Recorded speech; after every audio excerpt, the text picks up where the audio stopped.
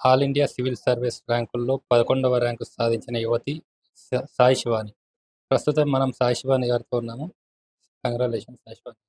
Thank you. మీరు ఎలా prepare ఎన్నిసార్లు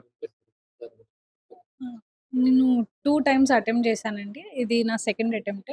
2 టైమ్స్ కూడా నేను ఇంట్లో నుంచే ప్రిపేర్ అయ్యాను. ఆన్‌లైన్ రిసోర్సెస్ యూజ్ చేసుకొని అండ్ కొన్ని టెలిగ్రామ్ గ్రూప్స్ యూజ్ చేసుకొని నేను ప్రిపేర్ అయ్యాను. అండ్ దీనికోసము నేను చాలా అనాలిసిస్ కూడా చేసుకున్నాను.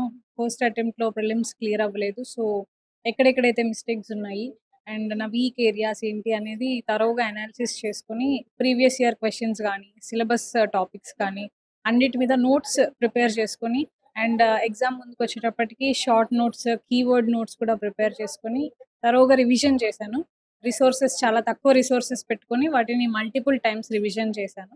అండ్ ఇట్లాంటి స్ట్రాటజీస్ ఈ అటెంప్ట్‌లో వర్క్ అయ్యాయని నేను అనుకుంటున్నాను.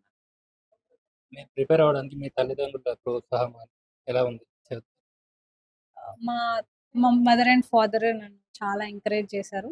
వాళ్ళ సపోర్ట్ లేకపోతే ఇంత పాసిబిలిటీ ఉండేది కాదు డెఫినెట్‌లీ. బికాజ్ ఈ జర్నీ చాలా లాంగ్ ఉంటది.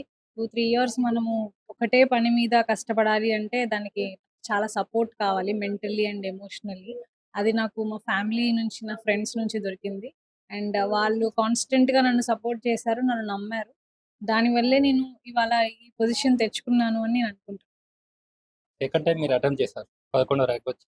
మీకు 11వ ర్యాంక్ వస్తది అనే ఆలోచన ఉండేది.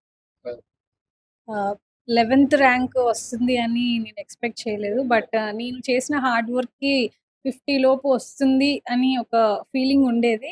అది కూడా అదొక ఫీలింగ్ ఉండేది చదివిన కాబట్టి. బట్ 11థ్ ర్యాంక్ వస్తుంది అని ఇంత పెద్ద కాంపిటీటివ్ ఎగ్జామ్‌లో నేను అనుకోలేదు. మీరు యువతకు ఏం చెప్పబోతున్నారు? ఎలా ప్రిపరేషన్ కొంచెం మెయిన్ ఏంటంటే డిస్ట్రాక్షన్స్ ఎక్కువ ఉంటాయి ప్రిపరేషన్‌లో. ఎందుకంటే చాలా లాంగ్ పీరియడ్ ఉంటది. కొంచెం లోన్లీనెస్ ఉంటది ప్రిపరేషన్‌లో. కాబట్టి ఆ టైంలో డిస్ట్రాక్షన్ లేకుండా ఫోకస్డ్‌గా ఉండాలి గోల్ పట్ల. అండ్ రెగ్యులర్‌గా డిసిప్లిన్డ్‌గా ఎఫర్ట్స్ పెట్టడానికి ముందుకు రావాలి. అలా డిసిప్లిన్డ్‌గా మనం ఎఫర్ట్స్ పెడితే ఇఫ్ నాట్ టుడే టుమారో అయినా మనకు ఒక డే వస్తది ష్యూర్‌లీ. సో, డిసిప్లిన్డ్ మేనర్‌లో మీరు ఎఫర్ట్స్ పెట్టి టాస్క్స్ అన్నీ కన్సిస్టెంట్‌గా కంప్లీట్ చేసుకోండి. కృషి, పట్టుదల లేనిది ఏదైనా సాధించలేమని సాయి శివాని చూసి నేర్చుకోవచ్చు. ఇదే స్ఫూర్తితో యువత కూడా స్ఫూర్తితో సాధకం చేసుకోవాలని కోరుకుంటున్నాను. Over to studio.